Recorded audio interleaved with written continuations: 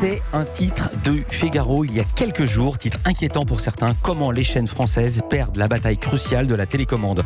Enquête dans laquelle même la patronne de France Télévisions, Delphine Ernotte, s'inquiète, et pour cause.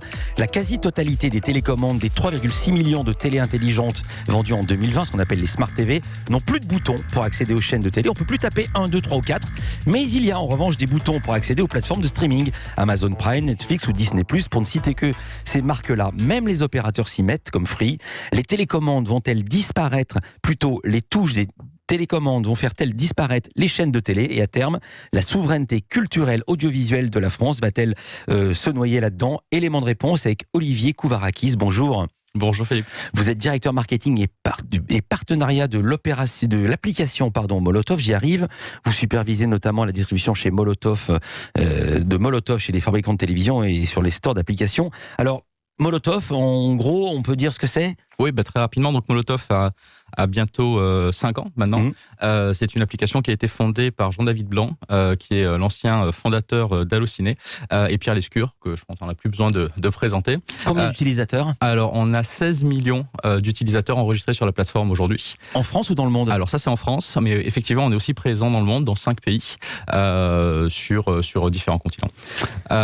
C'est une application de streaming de contenu. Donc, dans une même interface, on retrouve des programmes qui sont disponibles à la fois en direct, en replay et à la demande, de plus de 200 éditeurs et chaînes de télévision. Et vous avez été récompensé 4 fois de la meilleure application de l'année sur Apple Store et sur Google Play Store. Alors donc, dorénavant, sur la majorité des Smart TV, les téléconnectés, il faut appuyer sur la touche menu, puis sélectionner l'accès aux chaînes pour ensuite trouver celle qu'on veut regarder. Or, c'est bien plus simple de regarder Netflix, il suffit d'appuyer sur la touche Netflix. Les chaînes françaises s'en inquiètent. Delphine Ernotte, la présidente de France Télévisions, a déclaré dans le Figaro, je la cite, « Le grand danger qui menace les chaînes de télévision est de se trouver totalement désintermédiés par les téléviseurs connectés. À terme, c'est notre visibilité et donc l'existence même des médias locaux, c'est pas seulement la France mais tous les pays, qui est en jeu. » Fin de citation. Que répondez-vous à Delphine Ernotte ? Je pense qu'il y a plusieurs sujets en fait derrière ce sujet-là.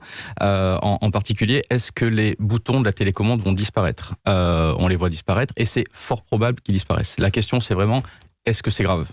Il y a à peu près 15 ans... oui, c'est grave. Si on peut pas mettre la 1, on peut pas mettre la 2, mais qu'on peut mettre Netflix, pardonnez-moi, mais si vous voulez voir la 1, c'est grave. Alors, je vais vous donner une analogie. Il y a 15 ans de ça, à peu près, tous les téléphones ont perdu leurs boutons au profit de pavés tactiles. Est-ce que vous téléphonez moins ? Est-ce que vous envoyez moins d'SMS ? En fait, c'est l'interface qui a changé.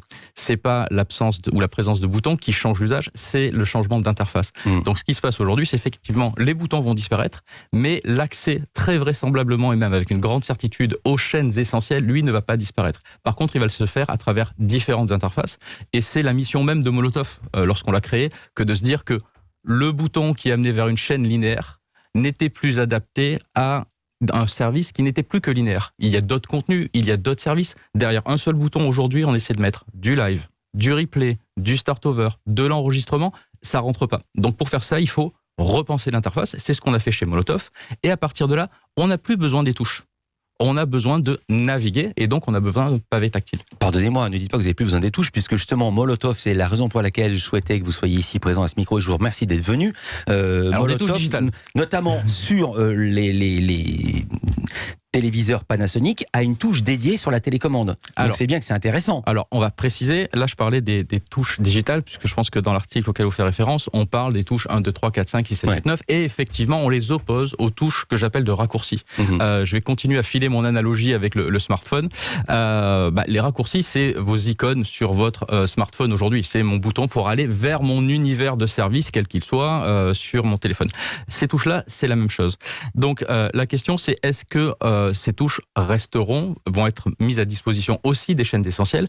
Est-ce qu'il y a des solutions pour ça ? Oui, je vous en citais une, c'est Molotov. Typiquement aujourd'hui, effectivement, on est sur Panasonic, on est aussi sur les téléviseurs Hisense, et on a signé pas plus tard qu'hier un autre grand constructeur. Donc c'est une exclusivité que je vous donne aujourd'hui, Philippe, qui va faire que d'ici la fin de l'année, tout début d'année prochaine, 20% des télés qui seront vendues, donc des smart télés qui seront vendues en France, auront un bouton Molotov pour accéder directement et gratuitement aux chaînes de la TNT en particulier. La marque, c'est laquelle ? De téléviseur ? Je peux pas vous le dire, c'est signé hier, vous le saurez très vite. C'est un demi-scoop. Donc, alors je précise que ce sujet était très très très difficile à monter, puisque tous les gens qu'on a invités nous ont dit ou nous ont fait comprendre que le sujet était tellement sensible qu'ils préféraient ne pas parler. Donc je vous remercie d'être ici en direct dans ce studio. Les constructeurs de télé, la majorité, ils sont en Asie. Je n'apprends rien à personne. Ils signent des partenariats financiers avec les plateformes. Comment se fait-il qu'on puisse avoir une touche Molotov ou Disney+ ou Netflix sur une télécommande? Il faut payer pour ça. Alors, il faut s'entendre, effectivement, il faut s'entendre, il peut y avoir des partages de revenus. Ça veut dire quoi, il faut s'entendre? C'est le mot poli pour dire il faut payer ça? Non, en fait, il y a différents acteurs qui ont différentes attentes et qui ont différents poids. Il ne faut pas voir les constructeurs de télé comme des gens qui veulent absolument monétiser leurs boutons.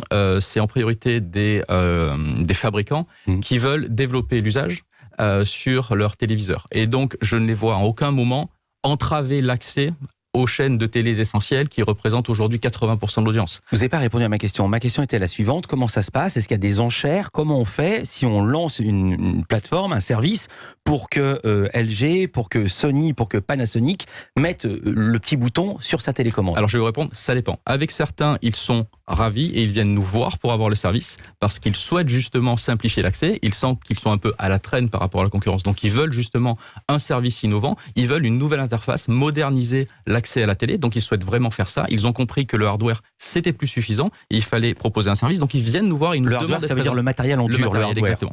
Il y en a d'autres, évidemment, qui ont un plus gros pouvoir de négociation, mais qui veulent aussi avoir accès aux chaînes essentielles et à une interface innovante comme celle de Molotov. Et à partir de là, on doit s'entendre effectivement. Et ça dépend du niveau d'intégration. Donc il peut y avoir un partage de revenus, évidemment, mais c'est le cas de tous les distributeurs. Dès que quelqu'un vend quelque chose, il va rémunérer le vendeur. En l'occurrence, là, le constructeur télé et le distributeur. Donc c'est normal qu'il soit rémunéré. Donc c'est ce qu'on fait. Et on a différents niveaux de rémunération en fonction du niveau d'intégration.